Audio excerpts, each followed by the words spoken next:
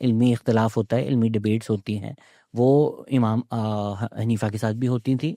वो इस्लाम की तारीख का हिस्सा है, वो आप लोगों ने नहीं इन्वेंट किया। बट लेकिन चलें, आप शब्बीर उस्मानी के पास जाते हैं, बहुत बड़ा नाम है। शब्बीर उस्मानी ने इस तरह की भी बातें की हुई हैं कि शिया काफिर है। फिर तकी उस्मानी साहब के जो फतवे आए हुए हैं, कई फतवे हैं जिनसे आप फंडामेंटली डिसएग्री करते हैं। आपने बोल बोल कर डिसएग्री किया है कि बिल्कुल ही गलत तरफ लेके जा रहे हो। और वही सोच से बहुत सारे लोग, एक तो आपने वो तालिबान के जब बम फट रहे थे वो बताया, बट उससे पहले जो अफगानिस्तान जिहाद करने गए थे, वो यही सोच यही लोग लेकर गए थे। तो जिन लोगों को आप पेडिस्टल पे रख रहे हैं, जब आप हायर लेवल पे जाओगे तो ये इल्मी लीडर्स होंगे। अगर वो ये सोच दे रहे हैं तो फिर बच्चे तो उसी तरफ जा रहे हैं। देखिए, बच्चों को जब ये नॉलेज सामने आएगी ना कि उनको एक आलिम ये बता रहा है, उनके यहाँ जब ये सोच पैदा होती है ना, तो इट्स नॉट अबाउट कोई पर्सनल गेन्स की वजह से पैदा हो रही है या कोई डेमोग्राफिक बेनिफिट्स हैं उनके यहाँ जब ये पैदा होती है, तो एक एकेडमिक मिस्टेक की वजह से पैदा होती है, मेथडोलॉजी की गलत इंटरप्रिटेशन से पैदा होती है। उस मिस्टेक को रिजॉल्व करना आसान है बनिस्बत उसके कि जो कुछ उसके नतीजे में कल्ट पैदा हो जाते हैं। तो एक बच्चे को जब एक्सेस ऑफ नॉलेज होता है, और ये हमारी, आप इसको कहिए खुशकिस्मती बदकिस्मती, बट अमरे वाकई तो यही है कि भाई 1000 साल ट्रेडिशन था, उस ट्रेडिशन के अंदर कुछ नॉर्म्स पैदा हुए, उनमें उन्होंने हदीस को एक जगह पे रखा, उसकी कुछ इंटरप्रिटेशन पैदा हुई, उस पर हिस्टोरिकल कंसेंसस बन गया, उसके नतीजे में फिरके जन्म ले लिए, उनको पावर हासिल हुई, करते करते रियलिटी ऑफ द डे तो यही है तो यही, मतलब आप इसको डिनाई करें, अगर शबीर अहमद उस्मानी ने यही लिखा है तो लिखा है ना भाई। अब ये 4-5 लोग हैं, यही 4-5 इंटेलेक्चुअल टाइम लाइन्स हैं, आपने उनके साथ रिलेट करना है, रिफ्यूट भी करना है, तो वो रियलिटी ऑफ द डे है, उनके पास जाना है आपको, उनको क्रिटिकली एनालाइज किए बगैर आप आगे नहीं बढ़ सकते। क्रिटिकली एनालाइज करना आसान है, इल्म की गलती को टैकल करना आसान काम होता है। ये जो हमारा ट्रेडिशन है, इस ट्रेडिशन से मुकालमा कैसे मुमकिन है? इसलिए कि वो रीजनिंग पे खड़ा हुआ है। वो रीजनिंग गलत हो सकती है, but we can talk to them. जो प्रॉब्लम पैदा हुआ है आज के दौर में, वो इनके ऑफ शूट्स का प्रॉब्लम है, वो इनसे मिलिटेंसी के जो पॉलिटिकल चीज़ें पैदा हुई हैं उनका प्रॉब्लम है, उनसे आप बातचीत नहीं कर सकते। तो बच्चा पढ़ने से ख़राब नहीं होता, बच्चा पढ़ने से पहले अगर इक्विप्ड है, टूल्स उसके पास हैं, उसका एक्सेस है बाकी लोगों तक, यानी ये मामला नहीं है कि वो तकी उस्मानी साहब ही को सुन रहा है, वो बाकी लोगों को भी तो सुन रहा है ना।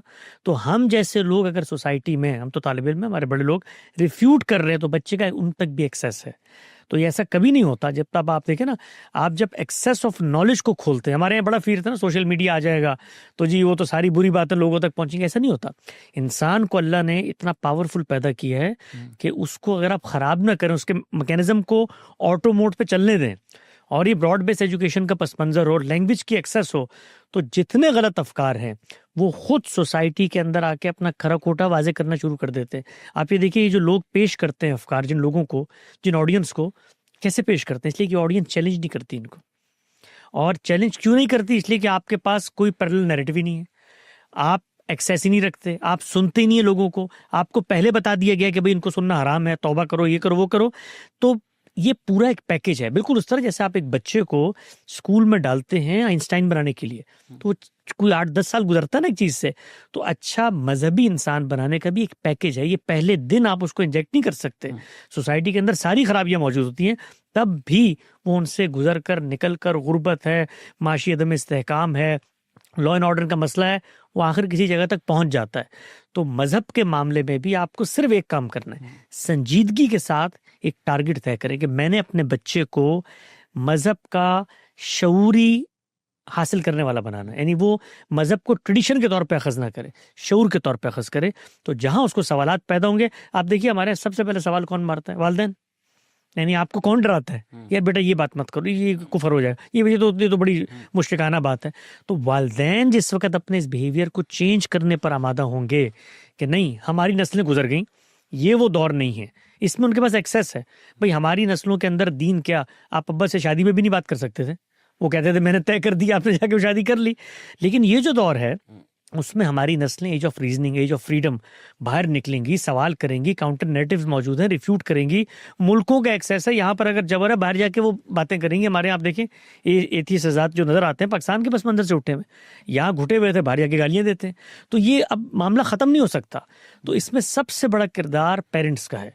उनको ये समझना है कि जो भी मेरा ट्रेडिशन था, दादा परदादा से, देवबंदी था, शियत था, बरेलवियत था, गामदियत था, जो भी था, इस नस्ल को रीजनिंग की बुनियाद पर मुझे समझाना है, वरना पैरेलल काउंटर नैरेटिव्स मौजूद हैं और वो रीजनिंग की बुनियाद पर मेरे बच्चों को कायल कर रहे हैं। तो अगर दीन पर कायम रखना है तो रीजनिंग की बुनियाद पर नैरेटिव्स को कम्युनिकेट करना है।